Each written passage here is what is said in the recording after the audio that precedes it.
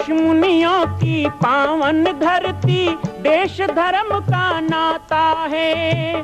कहते सारे लोग यही हैं, गो हमारी माता है।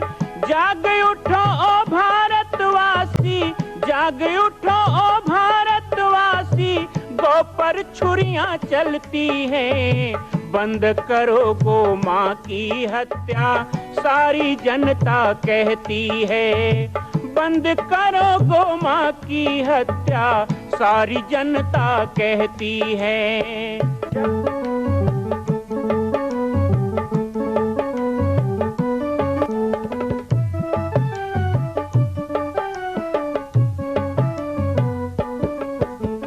जगह जगह पर बूचड़ खाना, लाखों गौएं कटती हैं। किसे सुनाए व्यथा हमारी, नैना नीर बहाती हैं। रक्षा करना गौ माता की,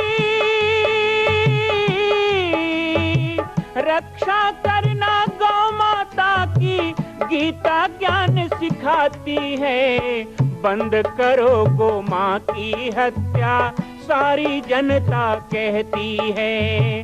बंद करो गो माँ की हत्या, सारी जनता कहती है।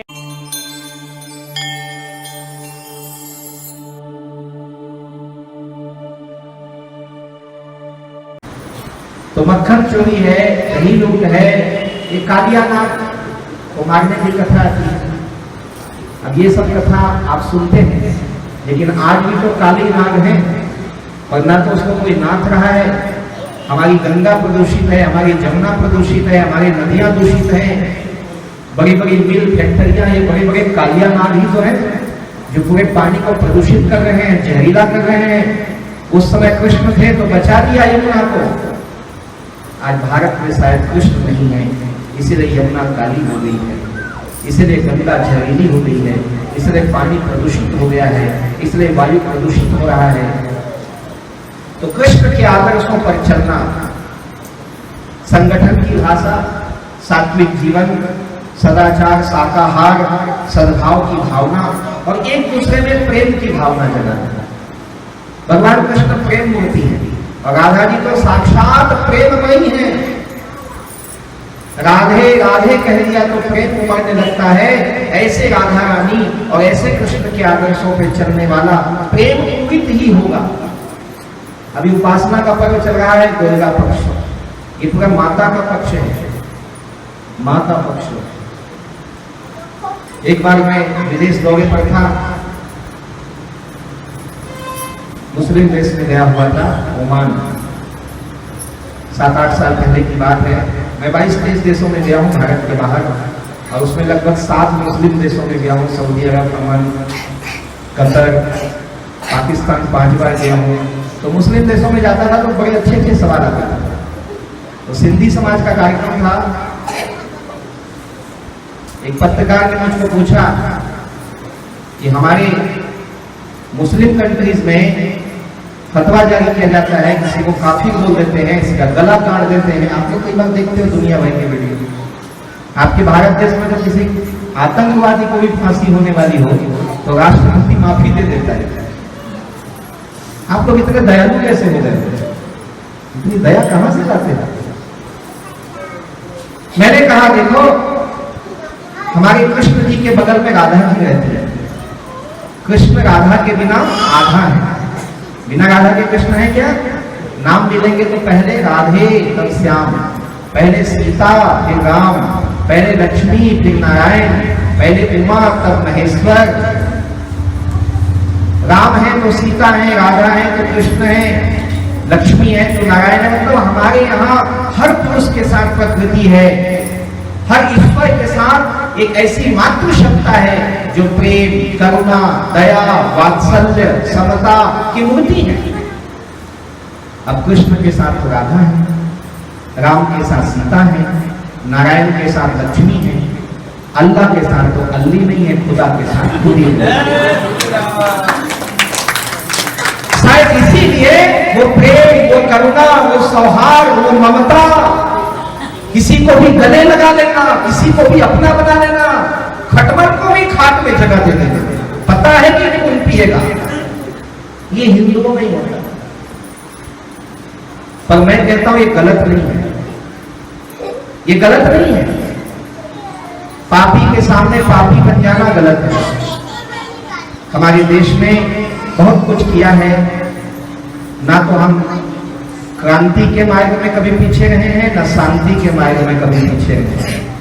यदि कृष्ण की क्रांति है तो राधा की शांति है, यदि राम की वीरता है तो सीता की ममता है, यदि विष्णु की पालन शक्ति है तो लक्ष्मी की उदारता है। हमारे यहाँ दोनों पक्ष सदा रहा है।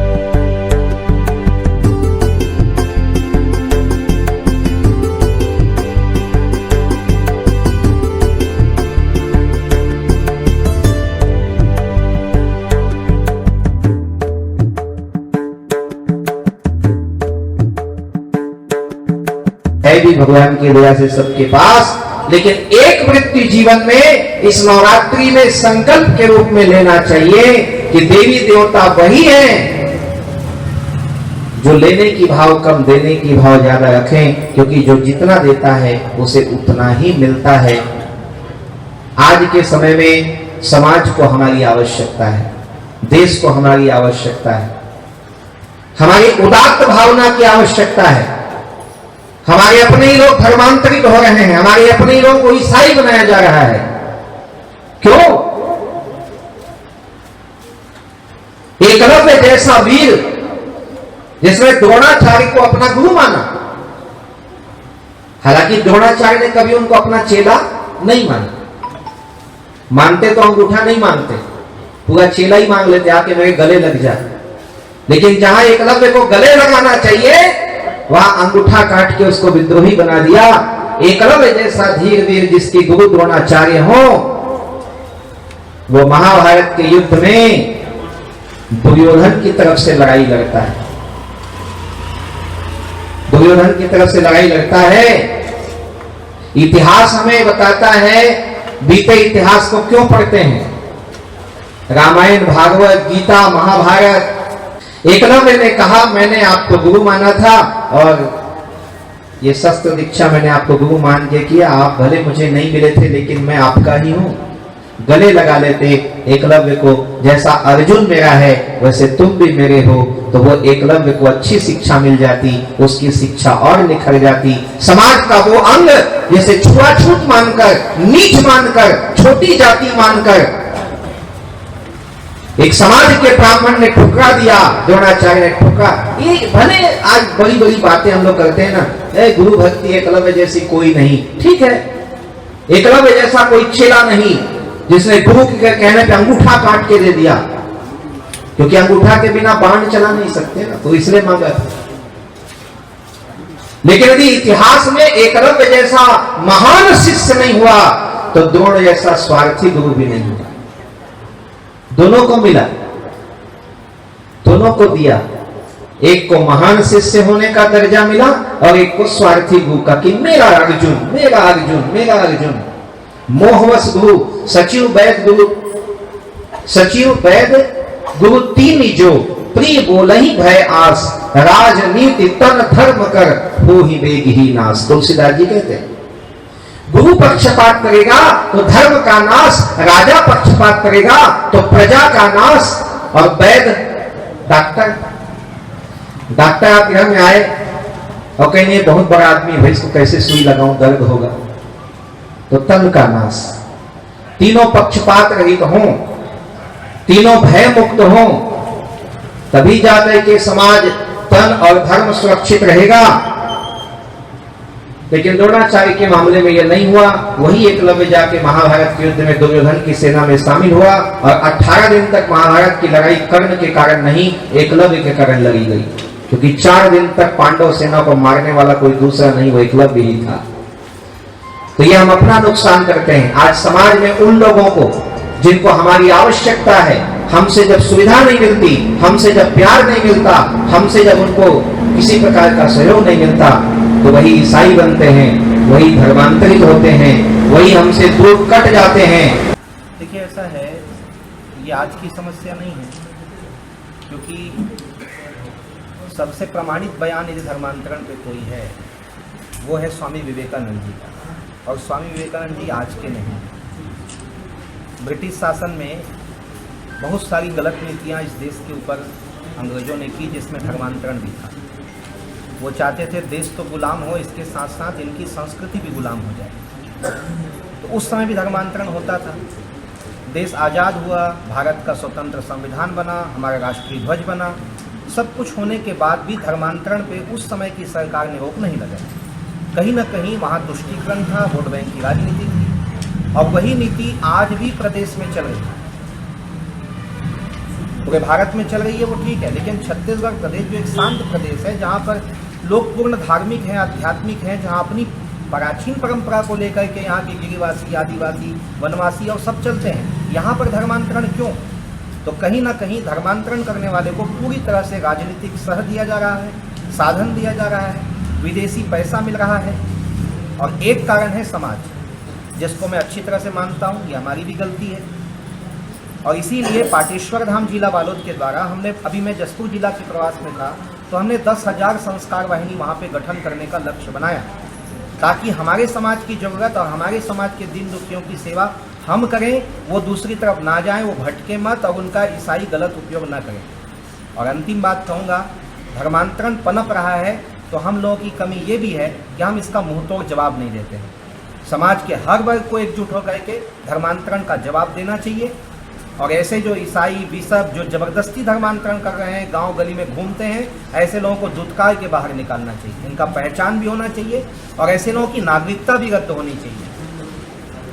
इसके साथ ही गौ तस्करी भी काफ़ी बढ़ी हुई है, इसकी गौ तस्करी वाला विषय जो रहा है ये बहुत ज़्यादा अभी उलझा हुआ है, क्योंकि गौ तस्करी का मामला पहले तो ये होता था कि बहला फुसला के किसानों से गाय बैल दलाल अच्छी ऊंची कीमत में खरीद लेते थे, पैसा दे के खरीदते थे। आज स्थिति ये हो गई है कि स्वयं किसान अपने घर से गाय बैल को निकाल रहा है, सड़कों में छोड़ रहा है, और कई जगह तो ये दशा हो गई है कि वो गाय बैल भी दे रहा है प्लस उनको पैसा भी दे रहा है कि ले जाओ मैं तुमको पैसा भी दूंगा। तो समाज में एक जागरूकता तो ये आनी चाहिए कि हमारा जो गौवंश है वो बचेगा, तभी हमारा कृषि तंत्र और समृद्धि बचेगी। और सबसे सरल तरीका है, मेरे तरफ से एक अपील है समाज को, यदि आप अपने आप को धार्मिक मानते हो, किसी प्रकार से आध्यात्मिक मानते हो, गौ माता की जय बुलाते हो, तो एक गाय पालने का संकल्प लो। घर में नहीं पाल सकते तो एक गाय जहाँ पल रही हो उनका खर्चा उठाने का संकल्प लो। एक एक गाय भी हम पालते हैं तो गौ पालन सरल हो जाएगा और गौ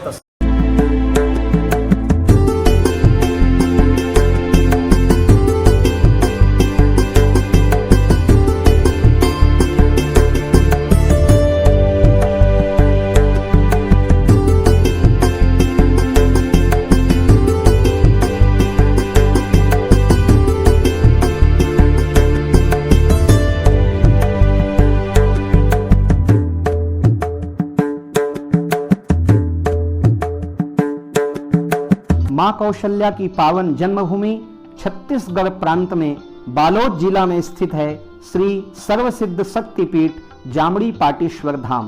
परम पूज्य सद्गुरुदेव राजयोगी बाबा जी की तपस्थली श्री पाटेश्वर धाम और विश्व के अद्वितीय मां कौशल्या जन्मभूमि मंदिर निर्माण का दर्शन करने और इसी प्रकार समसामयिक विषयों पर अपना ज्ञान वर्धन करने के लिए और 10,000 गायों के लिए बनने वाले श्री हनुमान नंदीशाला गो अभ्यारण्य का समाचार प्राप्त करने के लिए आप सभी देखते रहें YouTube चैनल पर राम बालक दास, और हमारे चैनल को आप सभी सब्सक्राइब करें, घंटी का बटन दबाएं ताकि आप सूचनाओं से जुड़े रह सकें। जय श्री राम, जय गौ माता, जय गोपाल।